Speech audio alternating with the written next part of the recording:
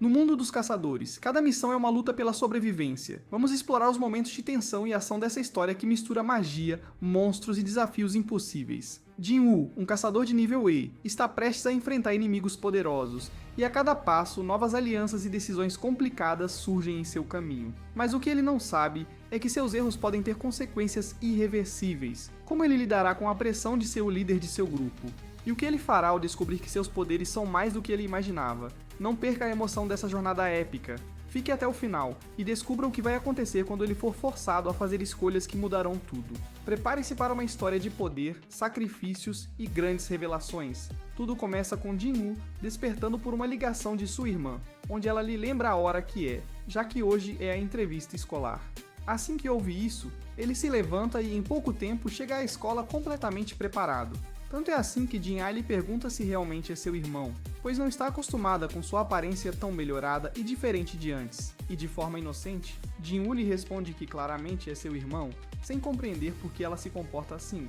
Ela comenta que não é que ele pareça estranho, mas é surpreendente como alguém pode mudar tanto. Enquanto isso, as garotas da escola começam a admirar o grande atrativo de Jin-Woo, atraindo muita atenção enquanto caminham pelos corredores. E como era de se esperar, Dina aproveita para perguntar se ele está saindo com alguém e se quer que ela o apresente a uma amiga, mas ele se limita a puxar a bochecha dela para que se cale. Quando ele se senta com a professora para a entrevista, ela comenta que Dina é uma boa estudante, muito cordial e com boas notas. Isso a torna um exemplo para os outros, e na escola confiam muito nela. As provas indicam que ela poderá entrar na escola de medicina que deseja, então ela não acha necessário pressioná-la mais. Com isso, a reunião poderia ter terminado, mas há uma pergunta que ela gostaria de fazer. Se ele gostaria que sua irmã trabalhasse no mundo dos caçadores, caso algum dia despertasse como uma. Isso o surpreende, mas sem pensar muito, ele responde que não e pergunta o porquê. A professora lhe pede um pequeno favor, desculpando-se por ser egoísta.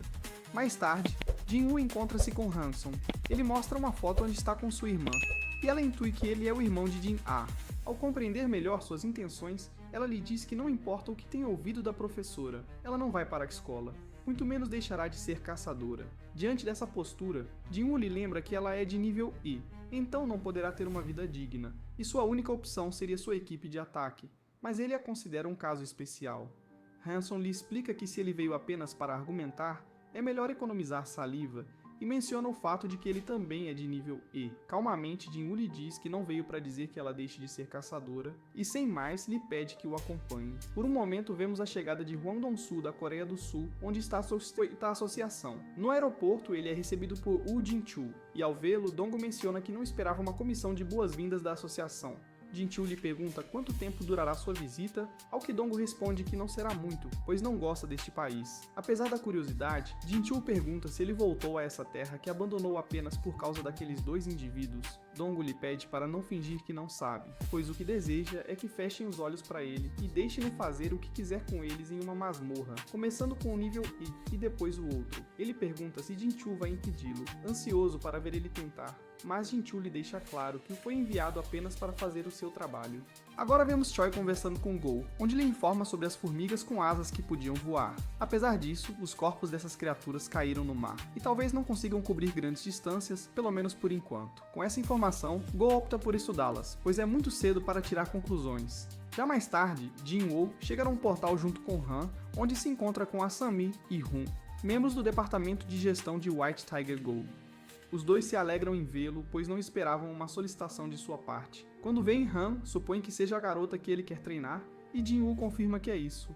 Han explica que pediu ajuda em boa hora, pois anunciaram que vários portais aparecerão nessa zona, e um portal de nível C apareceu recentemente, o que soa bem interessante. Essa conversa é interrompida por um dos caçadores, que informa que precisam se apressar com o portal à frente. Eles se desculpam com ele e informam a Dino que o tal caçador é Kim-Chul, um caçador de nível A, que atua como um tanque. Essa vez se trata de um exercício prático para os mais recentes membros, e quem vai apoiar o exército como líder da equipe de ataque. Nesse momento, Hun menciona que ficou um pouco irritado quando soube sobre os observadores e pode-se ver Kim reclamando sobre ser líder de dois caçadores de nível E, referindo-se a Jin-Woo e Han. Depois disso, Sang anuncia que o time é composto por um de nível A, 5 de nível B, 2 de nível C, totalizando 8, sendo 10 no total com os de nível E.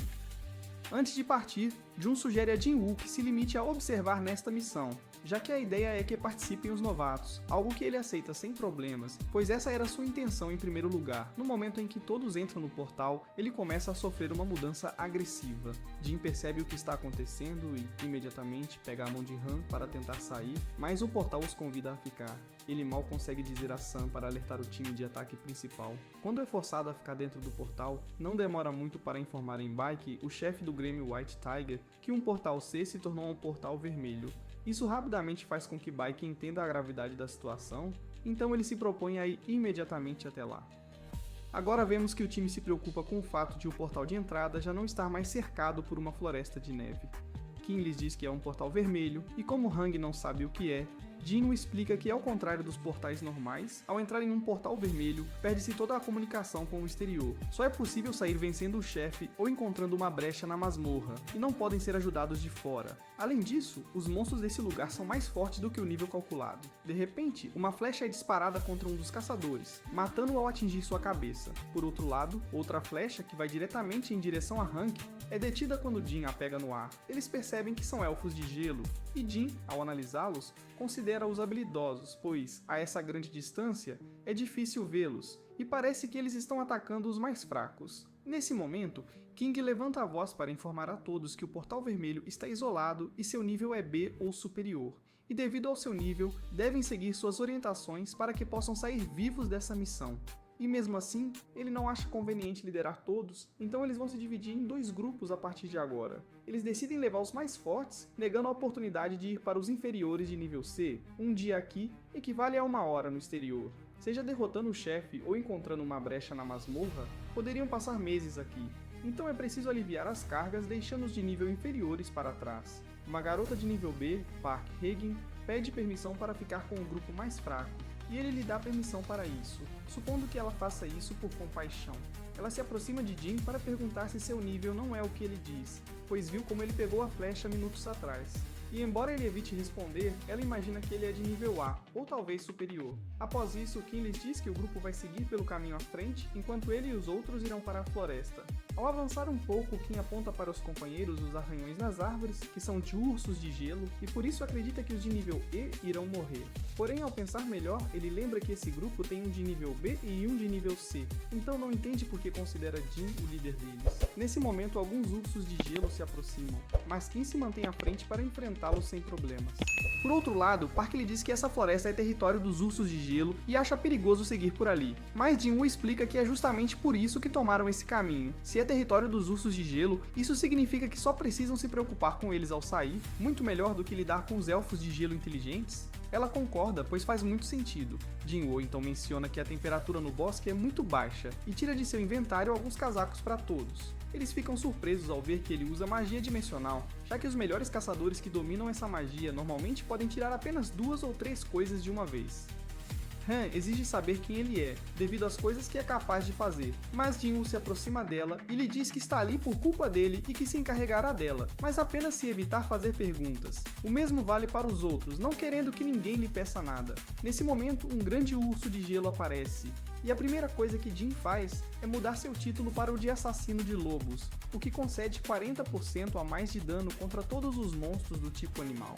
Enquanto isso, Baek chega na entrada do portal e, devido à dificuldade da missão, espera que Kim possa salvar todos. Sang lhe faz saber que também há o caçador Jinwoo, que é de nível E. Ele acredita que tenha passado por um segundo despertar, mas isso ainda não foi confirmado. Nesse momento, Dong-Soo chega para cumprimentá-los, mas Baek pergunta o que ele está fazendo ali na zona deles, afinal, ele havia ido para os Estados Unidos. Dong-Soo estranha que o portal seja deles e pergunta se isso é verdade. Então, ele questiona por que um caçador de outro sindicato, referindo-se a Jinwoo, está dentro do portal. Dong-Soo diz que deseja conhecê-lo antes que morra lá dentro, pois se deu ao trabalho de vir até aqui. De volta a Jinwoo, depois de derrotar os ursos de gelo da área, ele deixa os outros comendo a carne deles confortavelmente. Agora ele se dirige a uma caverna onde esses monstros habitam em grande quantidade. Ao chegar na entrada, ele usa a ordem Apareçam, fazendo com que saiam das sombras alguns cavaleiros sendo o mais poderoso deles, Ygritte. Finalmente, ele ordena que ataquem. Sua legião é composta por infantaria que se regenera rapidamente e magos que enfrentam bem os ursos de gelo. Jin pensa que esperava menos deles ao ver quão fortes são, mas uma coisa ruim é que consomem mana rapidamente. Nesse momento sai da caverna o que parece ser o chefe dos ursos de gelo, que destrói facilmente os soldados sombrios e, em poucos segundos, solta um rugido estremecedor, criando uma onda expansiva que destrói todos, deixando Jin sem mana. Por causa disso, ele diz a Ygritte que é sua vez, e ele começa a avançar em direção ao chefe. Quando o chefe do urso o ataca, Ygritte usa sua incrível agilidade para desviar dos ataques e ataca seus pontos vitais de forma precisa. Quando finalmente o tem em suas últimas, ele impede que ele faça um ataque final ao cortar-lhe a cabeça. Jinwoo valoriza seu enorme poder e opina que, se Ygritte tivesse sua espada o tempo todo, a luta teria terminado de maneira diferente. Ele também reconhece que com seu nível atual, ainda é mais fraco do que Ygritte, e lhe dá os parabéns pelo bom trabalho. Aqui vemos a situação atual de Kim, que está à mercê dos elfos brancos e com sua equipe totalmente aniquilada.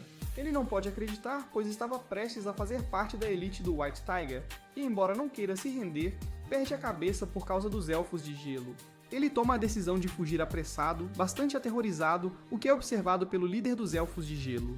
Uma vez derrotados todos os ursos de gelo, Jin não perde tempo e dá o comando Ergam-se, tornando os ursos mortos em seus soldados sombrios, incluindo o chefe deles, assim ele obtém um grande número de monstros sob seu comando. Por outro lado, Baek pergunta ao seu grupo quanto tempo se passou e eles respondem que cerca de 3 horas, o que significa que eles estão lá há mais ou menos 3 dias. Baek menciona que os portais vermelhos são considerados de grande dificuldade. É por isso que Dong-su acredita que Jinwoo já deve estar morto neste momento, e que não deveria ter se incomodado em ir até lá. Mas há algo que ele não entende. Se Jinwoo não é um caçador do White Tiger, como ele entrou nessa masmorra acompanhando um dos seus times? Sang responde que ele é um conhecido de Jin, e foi ele quem o trouxe, pois disse que queria ver uma incursão de nível C. Baek suspira aliviado ao ver que isso convence Dong-su. Instantes depois, Dong chega até Sang e o agarra pelo pescoço, perguntando o que ele descobriu desta vez, pois sabe que ele sempre tem uma boa intuição para encontrar coisas interessantes.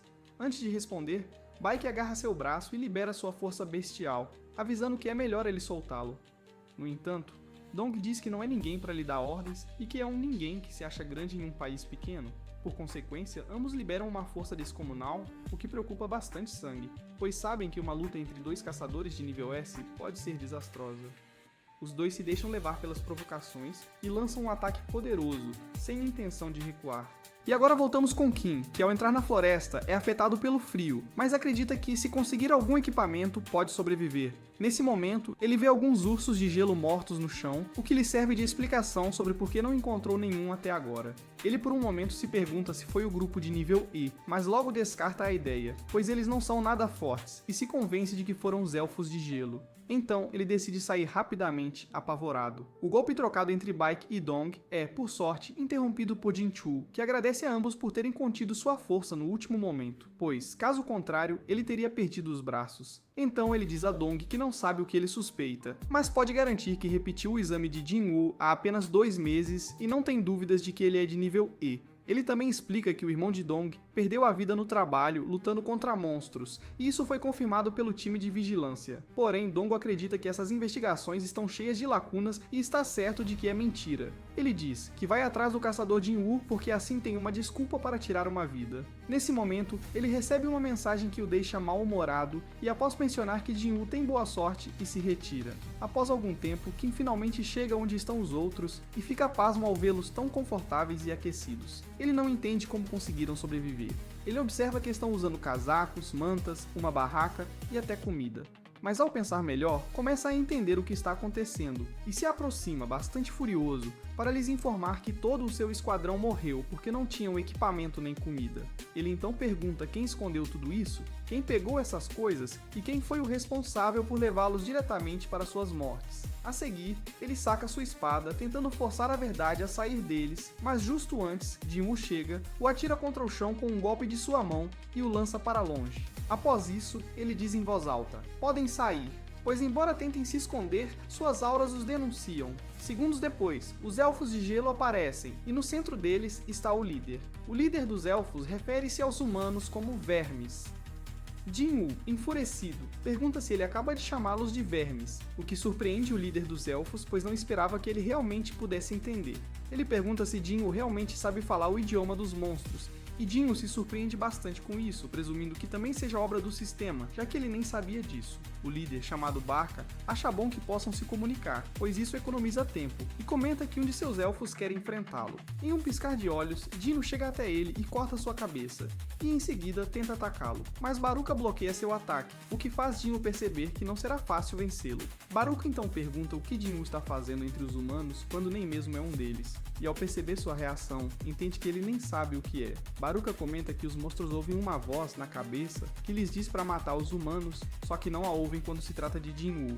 Isso é algo que Jin-Woo intuitivamente sabe que são ordens do sistema, e que com ele isso não acontece porque ele é um jogador. Baruka não vê necessidade em lutar e propõe a Jin-Woo que lidem com isso de maneira sensata, e diz para Jin-Woo entregar os humanos, mas como Jin-Woo se recusa, Baruka destaca que Jin-Woo está em clara desvantagem numérica. Isso faz Jin-Woo sorrir e usar seu poder para fazer suas sombras aparecerem. Park acredita que isso também seja obra dele. Sem mais delongas, Baruka dá ordem para seus elfos atacarem, começando assim uma guerra direta entre ambos os grupos. Os outros decidem fugir, pois só iriam atrapalhar, mas alguns elfos de gelo tentam disparar flechas neles, tendo-os descobertos. Mal uma flecha é disparada, Jin-Woo aparece diante deles em um instante e as pega no ar e destrói os elfos como se nada fossem. Depois, ele analisa sua situação, pois embora seu exército seja invencível, seu mana não durará muito tempo. Além disso, o chefe é mais forte que ele, e até lutando junto com Ygritte seria difícil, então ele precisa de algo mais poderoso. Nesse momento, os dois se apresentam e começam a trocar ataques. Embora Jin-Woo demonstre grande destreza em seus movimentos, Baruka continua sendo superior. Quando tomam distância, Jin-Woo usa seus magos para lançar uma grande bola de fogo contra Baruka, mas ele a destrói com facilidade, ganhando um pouco de tempo. Nesse momento, Kim acorda e corre em direção a Jin-Woo para atacá-lo, assim como Baruka faz. O que Jin-Woo faz é usar Ygritte para levantar uma cortina de neve que bloqueia a visão de Baruka, e justo aí faz Ygritte matar Kim. Sem perder tempo, ele transforma Kim em uma de suas sombras, criando um tanque gigante que repele Baruka. É nesse momento que Jin-Woo o nomeia de Iron. E após alguns breves segundos, ele solta um grito provocador de grande poder, que afeta Baruka e o faz centralizar seus ataques em Iron. Iron consegue se defender bem dos ataques de Baruka, apesar de quão poderosos são, o que ajuda bastante Jin-Woo a utilizá-lo como tanque. Por outro lado, Han pergunta a Park se as batalhas de caçadores são realmente assim, ao que Park responde que, se fosse o caso, ela nunca teria se tornado caçadora, pois essa batalha é aterrorizante. Baruka se sente insatisfeito com esse rival, então propõe a Jin-Woo que eles ataquem os três juntos. Jin-Woo aceita o desafio, e com Ygritte e Iron iniciam uma luta contra ele. Apesar de Baruka ser capaz de dar trabalho aos três, Iron usa novamente seu grito provocador para forçar Baruka a se concentrar nele. Isso permite que Jin-Woo chegue por trás e o apunhale com sua adaga, mas Baruka consegue evitar que a ferida seja mortal. Quando tomam distância, ele avisa a Jin-Woo que subestimá-lo pode ser um grande erro. Embora Jin-Woo reconheça que é forte, ele não pode dizer o mesmo sobre seus soldados. Ao ouvir isso, Barca percebe que todos os seus elfos de gelo foram mortos, o que o irrita muito. Ele conclui que se acabar com Jin-Woo, todos os soldados das sombras cairão. Então, ele vai em direção a Jin-Woo para atacá-lo. O que Jin-Woo faz é lançar sua adaga, e embora Baruka consiga desviar, ele usa sua habilidade de autoridade do governante, que funciona como telecinese, e atrai sua adaga de volta violentamente para ele. Baruka mantém seus reflexos ativos e bloqueia o ataque surpresa pelas costas, mas o impacto destrói sua arma. Sem perder tempo, Jin-Woo dá a ordem para Iron prender Baruka com força para que ele seja retido, e em seguida, os magos disparam sua magia explosiva contra ele. Após sofrer esse ataque, Baruka explode em ira e destrói Iron com suas mãos, declarando que matará todos. Mas, em um momento de fúria, Jin-Woo aproveita para chegar até ele, usando sua invisibilidade e apunhalando-o, limitando-se a dizer que por hoje já terminaram. Barca grita que isso é uma tolice, já que ainda está de pé. Mas, em poucos segundos, Iron ressurge e com seu enorme martelo o esmagará violentamente. Depois disso, Jin recebe as recompensas por ter derrotado o chefe. mas percebe que Iron começa a esmurrar o corpo de Baruka. Ao impedi-lo, Jin-Woo ordena que se controle, retirando-se um pouco, exausto pela forma como Iron age. Sem saber muito bem o que fazer, Iron olha para Ygritte, mas ele simplesmente o evita, virando-se e indo embora. Depois, Iron se concentra nos Magos das Sombras e começa a celebrar, e eles fazem o mesmo, temendo muito a ele. Jin-Woo volta para os outros para informá-los que tudo terminou e todos ficam muito aliviados. Nesse momento, o portal se abre e todos celebram com alegria por terem sido salvos. No entanto, Jin-Woo olha para o corpo de Baruka, pois sabe que antes de ir embora, ele precisa fazer algo importante. Aqui, vemos Baek, onde Sang lhe explica que dentro do portal já se passou aproximadamente uma semana. Então, ele sugere que Baek pode ir embora, pois eles o manterão informado sobre qualquer coisa que aconteça. Baek agradece, mas se recusa a ir embora, ainda com membros de sua guilda dentro. Ele aceita esperar até o amanhecer. Justo depois de dizer isso, eles veem que pessoas começam a sair do portal e Baek se alegra ao ver que Kim conseguiu. E quando vê Jin sair sozinho, ele fica completamente certo de que ele sairia vivo. Quando os 4 saem do portal, ele se fecha, deixando Baek surpreso. E ele pergunta a Park onde estão os outros, assim como Chu Kim. Eles se desculpam de cabeça baixa, e ao olhá-los melhor, Baek confirma que apenas os de nível mais baixo retornaram. Jin-Woo fala para Han acompanhá-lo e que vai levá-la para casa, mas Baek o impede ao segurá-lo pelo ombro, dizendo que tem muitas perguntas para fazer. Jin-Woo lhe diz que está muito cansado e que pode perguntar o que quiser aos membros de sua guilda, afastando a mão de Baek. Baek pensa que ele é um garoto insolente por sua atitude, mas decide fazer com que ele responda de verdade, agarrando-o com mais força. Em seguida, ele esclarece que não era um pedido, pois naquele dia, 6 membros de sua guilda desapareceram, e como responsável, ele precisa fazer várias perguntas. Jin concorda parcialmente, mas lhe pede para não esquecer que ele salvou os outros 2. Então o responsável deveria estar agradecido por isso, olhando-o com uma expressão afiada. Após alguns segundos, Baek relaxa e pede desculpas, dando razão a Jin, agradecendo pela ajuda. Depois de ir embora, Baek pergunta a Park quem é aquele sujeito, pois ele não é muito sociável. Ela entende bem o que ele quer dizer e explica que após derrotar o chefe, o humor de Jin-Woo mudou repentinamente. Quando ouve isso, Baek lhe diz a Sang que quer esse garoto trabalhando em sua guilda. Mais tarde, Jin-Woo chega à casa de Han, que agora o chama de Jin-Woo, em vez de Song, e lhe agradece por acompanhá-la, agindo de forma muito mais amigável do que antes. Quando ele chega em casa, vê que mal conseguiu obter a adaga de Baruka como recompensa e não sabe se isso se deve à grande diferença de atributos, mas consumiu suas 3 tentativas de tentar revivê-lo, falhando, o que foi o que mais o irritou. Enquanto se olha no espelho, lembra-se de quando matou Kim e a frustração começa a se acumular. Ele sente o peso de suas ações e as consequências de suas decisões. No fundo, ele sabe que essas escolhas são inevitáveis, mas ainda assim, não pode deixar de se questionar se realmente fez a coisa certa. Ele respira fundo e tenta afastar os pensamentos que o incomodam. Sabia que seu objetivo era mais importante do que qualquer sentimento de dúvida, e isso o mantém focado. Jin-Woo se prepara para os próximos passos de sua missão, consciente de que cada movimento que faz agora pode mudar o curso de tudo. Ele olha para a adaga de Barca e se pergunta o que mais pode aprender de suas vitórias e derrotas. Ele não pode deixar que seus erros o definam, e deve usar cada experiência como uma lição para melhorar ainda mais sua força e habilidades. Ao sair de sua casa, Jin-Woo se encontra com sua equipe, que está pronta para a próxima jornada. Cada um deles tem seu próprio objetivo, mas juntos são mais fortes do que jamais seriam sozinhos. Ele sabe que precisará deles para enfrentar os próximos desafios que virão. Eles são seus aliados, e apesar de suas diferenças, sabem que devem se unir para alcançar seus objetivos.